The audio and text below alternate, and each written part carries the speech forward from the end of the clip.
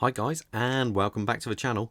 Today we have for you another Sinn. This one is the 104. Now yes, I have reviewed a couple of 104s before, but never this dial variation. This one is actually the 104 STSIA. I know, lots and lots of letters, but the most important one there is the A, so Arabic numerals, and that's what defines this one really. In essence, it's exactly the same, just with this slightly different dial.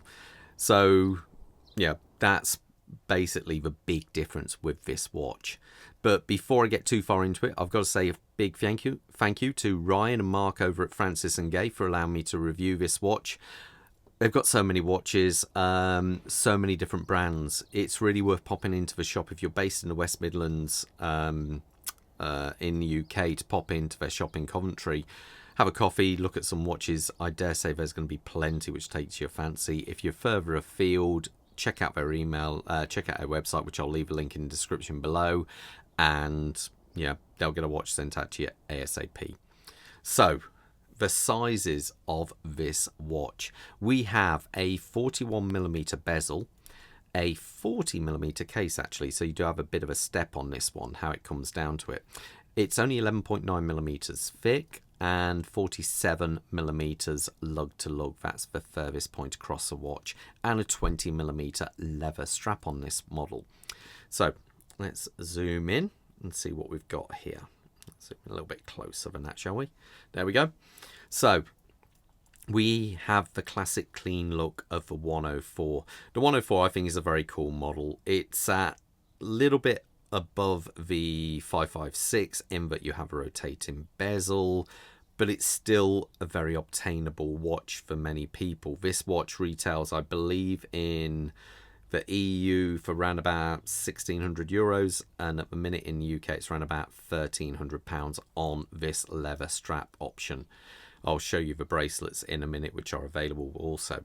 Now the dial, we have this I'd say, is it matte black, would you say? It's kind of like a matte black finish here with the printed hours and minute track on it. Now there is quite a bit of lume on both the minutes and the hour hands and the pip at the top.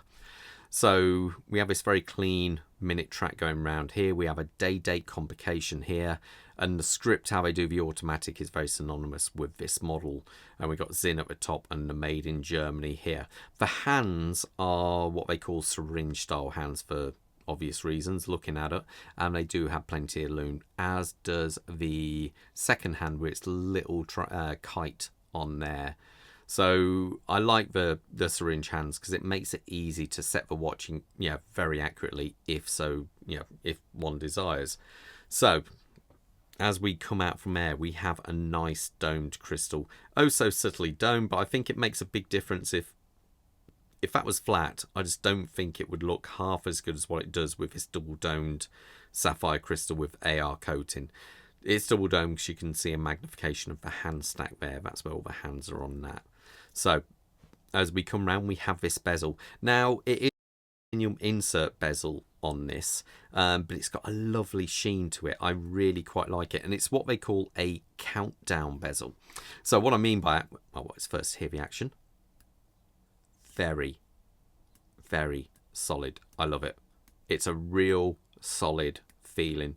Zero back play. It just locks in perfectly, and it lines up spot on. So anyway, countdown bezel. So a diver's bezel would normally have 0 to 15 in increments around there, but this one is a countdown. So if you were to say, let's keep it really simple, 10-minute countdown. So you got minute hand air. When it hits air, that's your 10 minutes. Simple. I just think a rotating bezel is great because you can time stuff with it. I normally do it if I park somewhere. If I've got 45 minutes on where I parked, you can just locate that to 45 minutes and you know when it gets to there. I know it's just a simple little thing, but it is a nice touch. And I say bi-directional because it isn't a diver's bezel. Even though this watch does have 200 meters of water resistancy, it's not classified as a dive watch. This is more a pilot's watch. Or would you say field watch? Yeah. Anyway, one of those things is designated, I think, as a pilot's watch. So The Bezel also has Sinn's captive bezel system, which basically means it's you can't, well, you, in theory, it makes it a lot harder to accidentally pop the bezel off. Also, for longevity, I have some vintage watches where the bezel is actually surprisingly loose, and you can pop the bezel off quite easily because it's friction fit. And over the many years of coming on and off for servicing, it can wear that down. Where this, it's going to be the same all the time because you have screws here, which actually mean with the use of a small screwdriver like some of this Bergeon's over here, I can just remove it and there's not going to be any damage. It's a really nice system, I think, anyway. So as we come round, classic Sinn case. I think one of my subscribers the other day weren't so keen on it, but you know, it is what it is.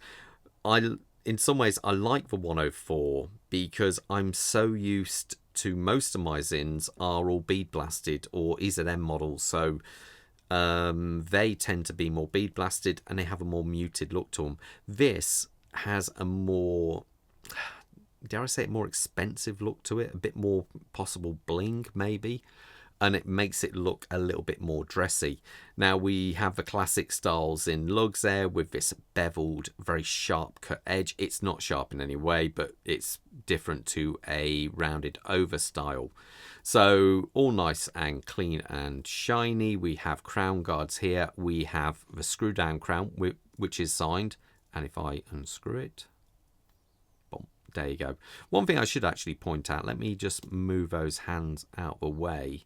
Now, the day-date indicator there, if I pull it out to adjust that, let's see, you do have the German, so Freitag, and then the English, Samstag, and Saturday.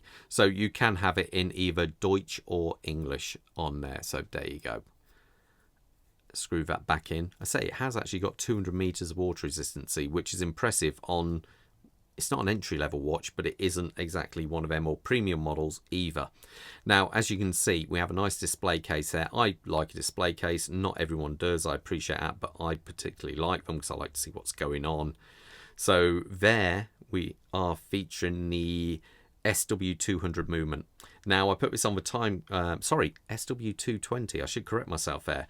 The only difference is that it's the 220, the 20 on the end of it there is day-date complication. I put this on the time grapher earlier. I think it was coming in around about, was it, I think it was -2 seconds or I can't remember exactly, but within chronometer specs, which is actually very impressive. I find that most Sinn, well, not most, all Sinn watches I've tested so far on the channel all come within chronometer specs. Now, the reason being, Sinn only use top grade movements. You have 4 grades of movements. You have at the base models are what you tend to find in some of the lower priced levels of micro brands. When they say they're using a Swiss movement, quite often it'll be an SW200, but it will be a base model. Then you get companies like Oris and Doxa, who at the $2,500 and under tend to use the next level up. Now that's an okay movement, there's nothing wrong with it, but when you go up to the next spec, which is top grade, you get different shock settings, decoration, regulation. They are just simply better movements. Full stop, they are better movements and cost a lot more also. Now Sinn use these top grade across the entire board, even down to the entry level 556. It has a top grade movement. So if you compare that to say a £2,000 Doxa, the movement in that 556 will be better. Better finished, better regulated also, and better shock settings. So it is food for thought. So there you go on that one. There is one level higher, and that's the chronometer spec, but the big difference there is it has actually been sent off for certification, which costs money, obviously, and that's why his movements are even more expensive. But these ones are pretty damn bomb-proof. Now, this obviously comes on this leather strap, which I think they call a cowhide vintage style, and I can appreciate that. It's quite nice. You have the black loops at the top. It's a nice chunky leather. You also get on this a Sinn pin and collar, double keepers, one fixed, one floating. Now it's okay. I've showed before on a video where I showed a 104 on a whole host of different straps. If you're into that, it could be worth looking at. If I zoom out a little bit here, this watch though is also available on the Fine Link bracelet, which I have on my 104i model there.